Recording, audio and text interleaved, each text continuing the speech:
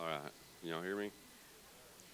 One of y'all that don't know my name is Brother Steelman, and I am very nervous. But God has laid this on my heart to do this, and I'm just hard running. And I'm going to have to do this to have some peace. So I always believed in God. I just didn't have time for Him.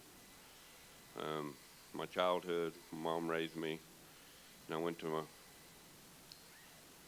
my grandma and them on the weekends, and they made me go to church. Actually, they whooped me if I didn't go.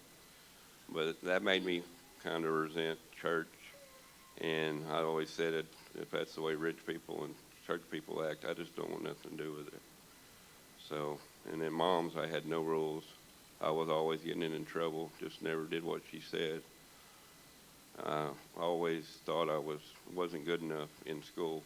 I never tried. I never did my work in school. They paddled me every day, but still didn't help me. By the time I was 16, I knew what I was going to do math. I remember my principal asking me what I wanted to be when I grew up. I thought him a junkie, and I made that. Let me see. So I grew up, and I said I wanted to be, yeah, a junkie. I had a lot of anger growing up. I felt like I had something to prove. By the time I was 17, I started doing math, and at the time, old school didn't mess with young kids. But I was determined, so one day I ran into one of the old men, and he told me I was not a neighborhood kid no more to come by. So within a few months, I was making it. One time in my life, I found something I was good at. I was just glad God had a plan for me. I thanked Him, thank God that I never killed anyone. Because the time I was 19, I had my first wreck doing over 100 miles an hour. I walked away without a scratch. And I drove that way for the next 8 years or longer and never hurt no one. That's just God's grace, I guess. And then I had over 20 calls a day on me by the time I was 19. But the cops never did catch me. Well, I got ahead of myself. I went living. I went on living that way 8 years. That's what it was. So when I was 25, I said I was done, and I already met my wife when I was 16, but she told me I was too young. So 8 years later, we got married. The first 8 years, I still did math. She never knew it. She would ask me sometimes, "Are you high?" I'd say, "Heck yeah, I'm high." So that way she didn't think I was. So I did the dope, And then I messed up and asked her if I could do a little. She said yes. It wasn't long before it consumed my whole life. I thought I was different because I wasn't cooking no more. But from the first time I did it, it had me. Before I knew it, I was back to selling it. That went on another 4 or 5 years.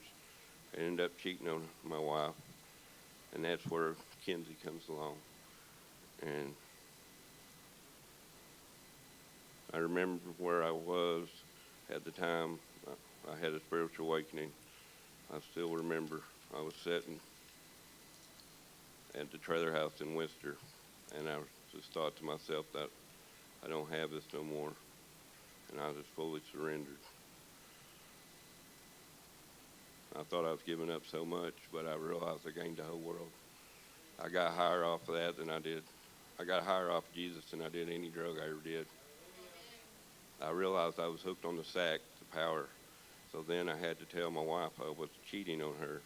She tried to kill herself. Life didn't get better right away. We got back together. When we left Shaylee at my sister's, we hauled rocks. Some days we had enough to eat in a motel. Others, we only had enough to eat. That went on about 2 months or longer, and finally got a house in Alderson. Then I met a man named Matt Garcia. I called him my angel. He told me he was going to put more faith and trust in me than anyone has in a long time. And y'all know, after addiction, someone putting trust to whatever you do, because that's the first thing that you lose. And so he moved me to Stringtown.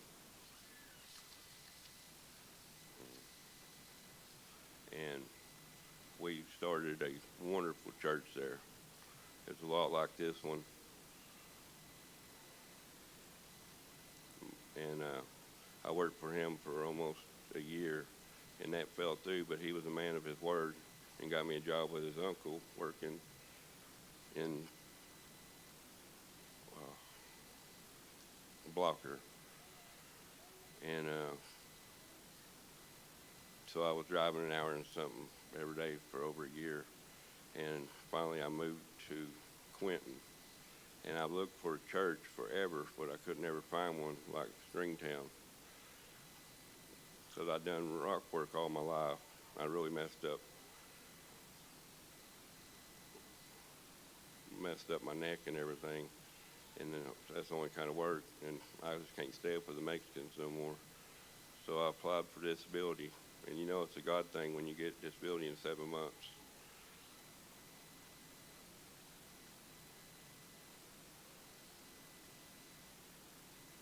Oh, and it's rough, you know, going from making $600 a week to what they give you now. But God provides for me. That ain't very long, was it? But I just wanted to read off some Isaiah 41:10. So do not fear, for I am with you. Do not be dismayed, for I am for God. I will strengthen you and help you. I will uphold you with my righteous right hand. And in Psalms 118:6, the Lord is with me. I will not be afraid. What more mortals do to me? And in Deuteronomy, be strong and courageous. Do not be afraid or terrified because of them, for the Lord your God goes with you. He will never leave you nor forsake you. And I know this wasn't very long, but this is, for some reason, that's what God's calling me to do. And maybe I'll get better at it or something because I don't think it's too good.